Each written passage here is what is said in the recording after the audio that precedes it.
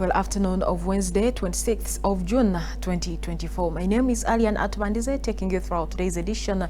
And in our today's top stories, National Environment Management Authority officials were summoned by the Kosase Committee to address the issues and challenges raised by Ugandans and victims that were evicted from Lubigi wetland. They say that this action is still continuing throughout the country. Let's take a look. For the roads, I agree with you, but for the buildings next to the roads.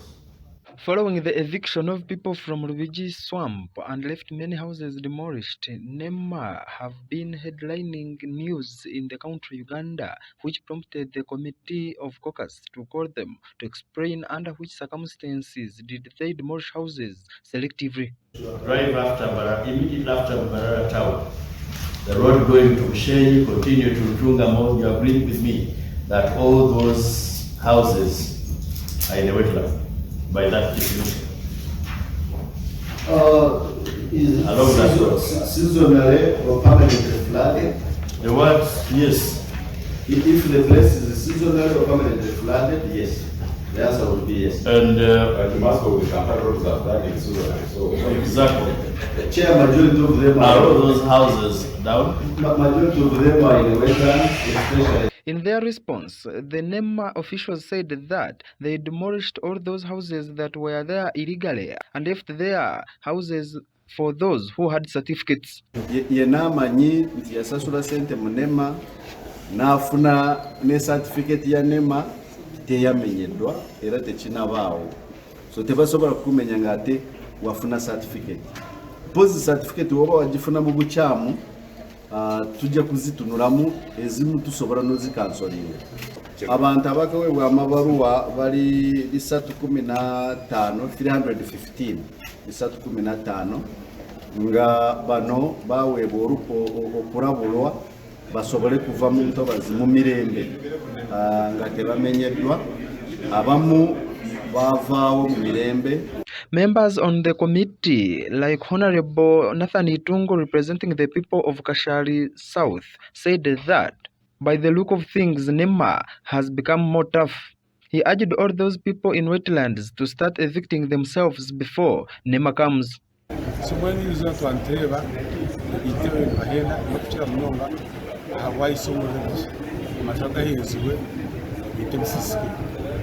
Abantu bashangangu arahuko kushanga wagira abana n'ibyana abamwe babahenda abantu babarera bantureba police station na petrol stations na factory zimwe factory umushara ngo abana barajyangu abakasha bose babikiza mu bakore mu meje sumano bigira okutwareba abanemo kuba ari n'amategeko washona na kutera umuranga kutureba abari umushara ari yaragamo kuba yabakari zapwe n'imiti yawe kandi ofero kuko bantu bagira ngo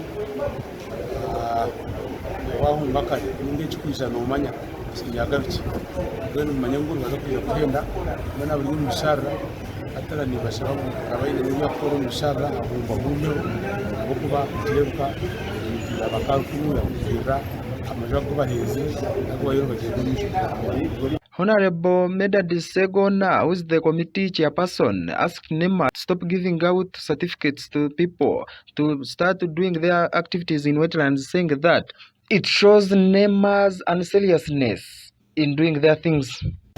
Banyigiriza bafuna mpola. Tubadde twagala ekyo ekibuzo bakiddemu bakizzeemu nga bw'owulidde nga bagamba nti bali abala bamuyita abagagga nabo bo babawa ebiwandiiko ebiraga nti bafuna olukusa okuva mu bitongole nga ne NEMA mweri.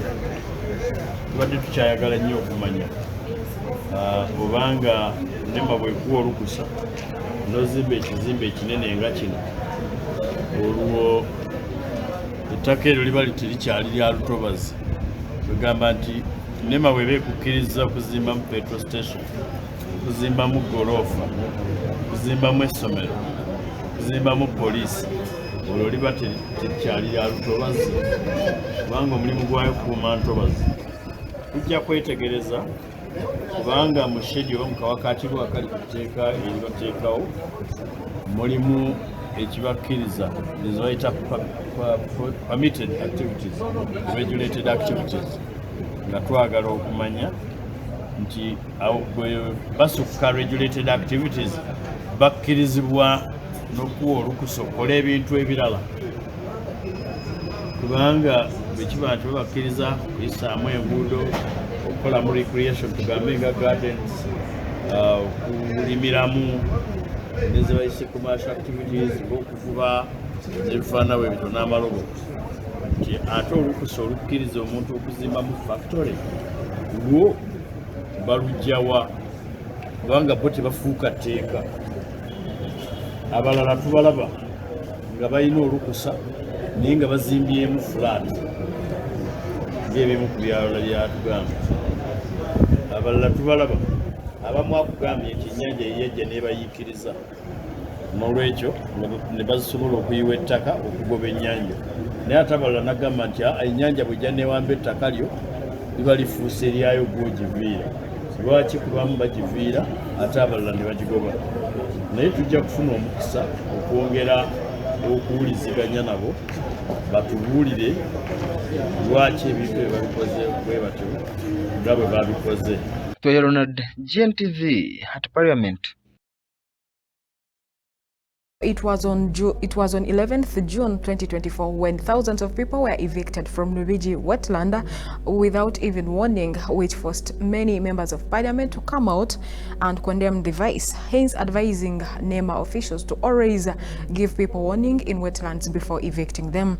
Now, as we continue with our today's bulletin, the government of Uganda, through the Ministry of Health, has finalized plans to hire health workers to boost the capacity of health facilities in our country, Uganda.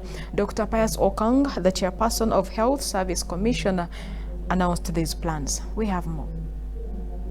The government of Uganda has finalized plans to hire health workers to boost the capacity of health facilities around the country, Uganda. Dr. Pius Okong, the chairperson of the Health Service Commission, said that they have plans to recruit over 1,200 health workers in various categories for the institutions under their jurisdictions. He said that they have so far run 4 adverts for recruitment, while other methods for recruitment have included filling of vacancies from reserve lists and COVID-validated staff lists.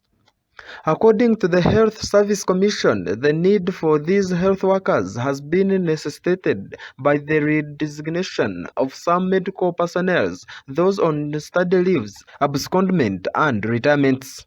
Dr. Okong said that the upgrade of Gntv, Kayunga, and Yumbe to regional referral hospitals has also necessitated that health workers are recruited to fill the vacant positions.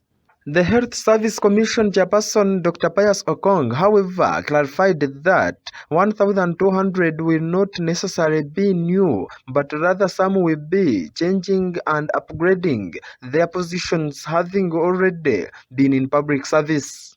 Our plan was to recruit 1,200 health workers.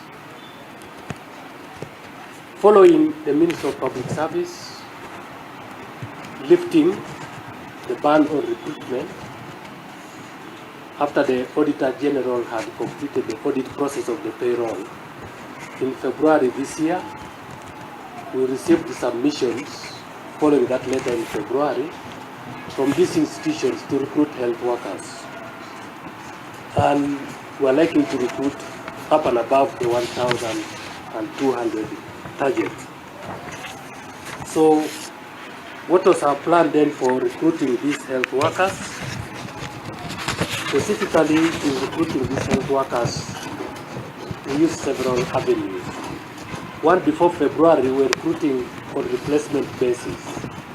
And those are health workers who reached their mandatory retirement age. Some health workers passed on, some left.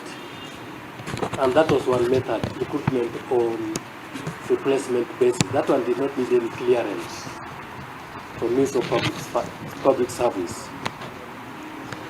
We also carried out advertisements, and so far we have carried out 5 adverts in the media. These adverts attracted applicants, some who are joining public service for the first time, others for promotional jobs. We also had recruitment based on validation lists. Entebbe Regional Referral Hospital, Kayunga and Yumbe were recently upgraded from general hospitals to regional referral hospitals. So we had to validate the staff in being moved from the districts, that's Wakiso, Kayunga and Yumbe, who were working in those general hospitals to regional referral hospitals. So during that process, we also identified staff that deserve to be promoted. So those lists were already existing, and we had to appoint staff from those lists. Gntv at 12. We appreciate your desire for that report. Now in other news, members of parliament in Uganda have come out to support the idea of youths in Kenya to protest over the high taxes in the coming financial year in the Republic of Kenya. These members say that the idea of legal protest should also be practiced in our country, Uganda. Let's take a look. Following the ongoing Kenya protests, some members of parliament in Uganda have come out to support the youths in Kenya, saying that the idea of protesting in a calm and peaceful way is a very good idea, and this will help to boost their voices and they will be heard. Youths in Kenya say that the tax bills are rising, a thing they say that will affect the common people in Kenya. Some members of parliament here said that some executive and parliament don't work on interests of people, which lead to taking decisions which affect people. Honorable Idi, member of parliament representing the people of Jinja North, called upon Ugandans to come out always protest in a peaceful and legal manner for bad decisions. Ekyo kigaba na Uganda emirundi egisinga sine kintu kinteega kulekera abakulembeze bokka kubanga ebinyiga tebikunyiga abakulembeze bokka. Actually abakulembeze banyiga kitini okusinga bannansi abasinga okubonaabona. Tubagamba nti bwe tutandika ekintu eno bakipiikinge buli muntu akozesa enkola gy'akolamu etamenya amateeka okulaga obutali bumativu bwe. N'olwekyo bannakenya baatulaze nti ate bo mu kusalawo bo bagenda wala tubula nga bo bakikutte bwe bawudde paalamenti ng'erimu kino bo ne bakwata ne batandika omulimu gwabwe era olaba buli nsi yonna yonna ewulira yagala Uganda balina okutuuka ku kye baagala. Singa kibadde bannayuganda nga ffe twakitandika dda kuva ku mukudduba bululu kuva mu kukola ki singa twakyusa dde obukulembeze buno naye buli lwe tukola ne tutya emitima ebigambo nga twogera bingi naye ng'emitima egijja okukola ebintu ebyo ku street nga mikini singa tugoberera bannakenya kye baakoze singa Museveni bagamba nti muli nnyo ku social media. Naye bannakenya ekintu kyatandikidde ku social media. Social media ye platform ya communication esinga ey'abavubuka ba youth ebasinga obungi. Nolwekyo singa tukipinga ku social media tukitwala mu action ku street singa embeera atereera ddala. While Honorable Sarah Opende said it's high time members of parliament know their work. I want to appreciate the youth of Kenya for rising up and trying to influence their members of parliament, because as members of parliament we are representatives of the people, and if the youths actually saw that their members were going to pass a bill against them, then what they did was actually the right thing. Of course, what I don't agree with is the chaos of trying to break into shops and all that. But if it is just a demonstration, trying to make the elected leaders listen to them, so that what they present on the floor of the house or what they support is pro-people, then that was a justified move. But I also want to caution members of parliament that we are representatives of the people, and whatever we do must be in the best interest of the people. We should not actually move into moving things that benefit us against the people who actually vote for us. So I want to appreciate the Kenyan youths, and this is what we expect every other person to do. Like now we are into this fight against corruption. It is my hope that the leaders will actually listen to the voices of the people, the voices of the religious leaders, the voices of the cultural leaders, because at the end of the day, whatever we do in this house affects the ordinary person. Honorable Solo Kayemba said that the biggest problem is because some citizens want to sit and watch but not taking part in decisions. Actually, waliwo wakamunanga opposition gwembadde nsharinga munayiro kucha namugamba wano batwadde challenge y'amaanyi ekyamazima ng'oggyeko challenge zenfunyemu ekyokuyiga era moving forward ndowooza bino by'okwekubagiza bannange ate tubadde tugambye no ate speaker n'agamba yes simanyi kozi ate abenaalemu bangi tubadde tuganye ne kiyita ndowooza kati kyekiseera kikome ekyetaagisa kati moving forward tumubalaizinge buli constituency gyabo ngaera baawe ekintu ekinyigiriza omuntu wabulijjo tukigaane agako mubalaizinge abajinya nofe abamukkiririzaamu n'omulala bwatyo sifaayo baweenaalemu ba opposition naye kasaba nga tuli kozi emu ekyo kintu kiyiseewo kuba kati abavubuka kye batuwadde ekyokukola kyakuyiga kyamaanyi naye ate era n'ekirala n'abantu baffe abaawamu ng'ogyeko ffe abakulembeze ndowooza ate kati nabo ekyokuyiga tukifune nti ffe obusungu tubuuza ku mikutu ne tuvumaganirawo ku mikutu ku Twitter, ku WhatsApp, ne ku mikutu emirala ku Facebook, ku YouTube, naye ate ng'omulabe olumu yeetaaga physical force n'atulaba nti tugenze ku nguudo n'atulaba nti tugize bwe tuti so nze ndowooza kyakusomozebwa kyamaanyi gye tuli. Ronald, Gntv at Parliament. We appreciate you, Twehe Ronald, for that report. Now, as we continue with our today's bulletin and into our international news, so far 5 people have been confirmed dead following yesterday's protests in the Republic of Kenya after the scuffles between security personnel and protesters. It is also confirmed that the Parliament building in Kenya was also set on fire by these protesters. We have more.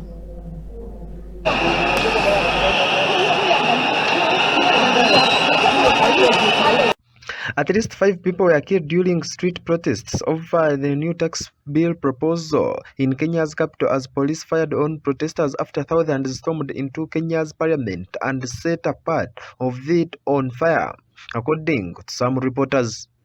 31 people were injured, including 13 hit by live bullets and others hit by rubber bullets and launcher canisters. 11 suffered minor injuries. The 5 people killed had been treating the injured ones.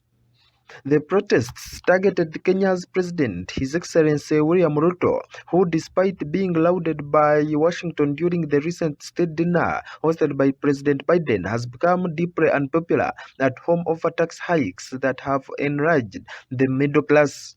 His ruling party pushed through a new tax bill yesterday as the protests mounted.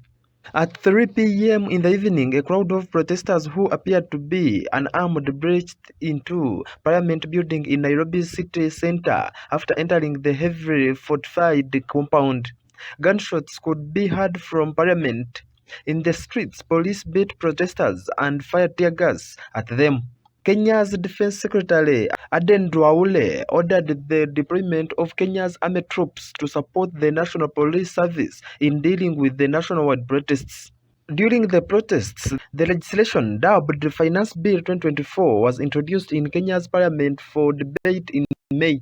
It called for increases in taxable incomes, excise duties, and value-added taxes, and introduces new income tax categories for the country's finance laws. The proposal was first debated in Parliament last week. It sailed through to its last stage of debate yesterday after 195 lawmakers, mainly from the president's ruling party, voted for it. Voting against it were 106 members, mainly from minority opposition parties. The protests gained momentum last week, with Kenyan rights activists on social media using the hashtags Reject Finance Bill 2024 and Reject Don't Amend to push for the bill's defeat. Yesterday morning, reports of abductions on social media influencers and bloggers surfaced, with protesters of the images and names as demands for their freedom spread.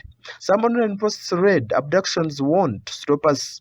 Rights groups said more than 200 other people have been injured since the protests began last week. The demonstrations have largely been branded as Gen Z protests based on the high number of young people who have taken the streets. Most businesses in Nairobi's central business district were closed yesterday early in the morning as crowds chanted "Ruto must go," while some sang the national anthem. Large trucks filled with armed security personnel patrolled the city. There was heavy security on roads leading to the president's official residence. The African Union, a regional bloc of 55 member states, said in a statement Tuesday evening that it is monitoring the protests and urges all stakeholders to exercise calm and refrain from further violences. A spokesperson for U.S. National Security Council said that the United States is closely monitoring the situations in Nairobi and they condemn violence in all its forms and urged them to calm down. Among the clauses in the tax legislation are a proposal to increase tax income and from digital platforms, a tax on food product rights violation on the same day that hundreds of Kenyan police officers deployed to Haiti in U.S.-sponsored peacekeeping missions.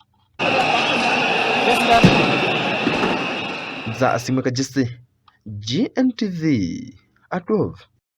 We appreciate your desire for that report. Now, thousands of protesters yesterday stormed into Parliament, burning part of the building and sending away those that were inside the Parliament, which forced the police to fire at them, leading to the death of those 5 people as others sustained serious injuries. Now, into another international story, the President of the Republic of Kenya, William Ruto, has pledged to bring calmness and peace on the streets of the Republic of Kenya very soon. He said this yesterday in a press conference at State House, Nairobi, yesterday following the deadliest protest.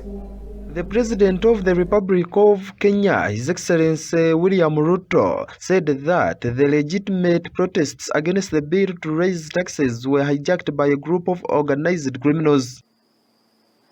It is very painful for Kenya that a conversation this crucial was hijacked by dangerous people who have caused us the kind of loss we have incurred as a nation today.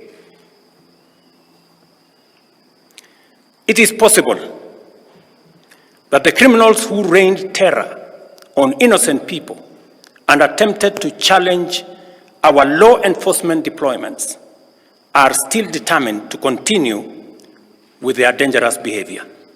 At least 5 protesters were shot dead when police fired on demonstrators trying to storm Kenya's legislature in Nairobi area in the day, with a section of the parliament building set ablaze as lawmakers inside passed the bill. Today, Kenya experienced an unprecedented attack on its democracy, rule of law, and the integrity of its constitutional institutions. An otherwise legitimate expression of the fundamental rights and freedoms of assembly, demonstration, picketing, and petitioning of public authorities by a section of law-abiding citizens of the Republic of Kenya was infiltrated and hijacked by a group of organized criminals. Most regrettably, today's attack on Kenya's constitutional order has resulted in the loss of lives, also destruction of property and desecration of institutions and emblems of our sovereignty. Today's events mark a critical turning point on how we respond to grave threats to our national security. Protests and crashes also took place in several other cities and towns across Kenya, with many calling for Ruto to quit office, as well as voicing their opposition to the tax rises. Accordingly, I have directed all the organs of our national security to deploy measures to thwart any attempt by dangerous criminals to undermine the security and stability of our country. Parliament approved the finance bill, moving it through to a third reading by lawmakers. The next step is for the legislation to be sent to the President for signing. I assure the nation that the government has mobilized all resources at the nation's disposal to ensure that a situation of this nature will not recur again at whatever cost. I thank our security officers who were on duty today for applying themselves to the best of their abilities in the defense of Kenya and its people. During the address of the President, William Ruto, he promised the Kenyan youth to provide a framework for the conversation to be processed and its outcomes implemented. The leader has 2 weeks to sign the controversial financial bill into law. To the young people of Kenya, who I must thank for helping our country organize our democratic discourse around issues, I thank you and assure you that the conversation you have begun around pertinent issues of our nation will continue to inform our policy and governance decisions. As I promised on Sunday, this conversation will not be in vain.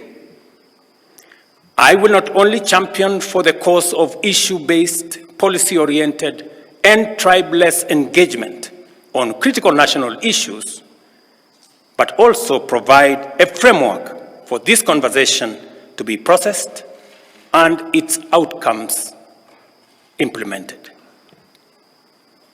However, our national conversation on any subject matter must be conducted in a manner that respects and honors the foundational values upon which our nation is established, namely constitutionalism, the rule of law, and respect for institutions. Last year's finance law introduced a 1.5% house tax on gross income for salaried individuals and doubled the VAT tax on petroleum products from 8% to 16%. I assure the nation of the government's determination to fulfill its constitutional duty of protecting the people of Kenya against all forms of harm. I hereby put on notice the planners, financiers, orchestrators, and abettors of violence and anarchy that the security infrastructure established to protect our republic and its sovereignty will be deployed to secure the country and restore normalcy. Gntv at 12. We appreciate your desire for that report, and our dear viewers of Gntv, let's put Kenya into our hands that these riots will come to an end very soon. I'm Allian Atubandiize, Gntv at 12, and up next is a lunch hour service at King of Kings Church. Please come and attend with our beloved Lord Bishop Dr. Silas Tayewa. Good afternoon.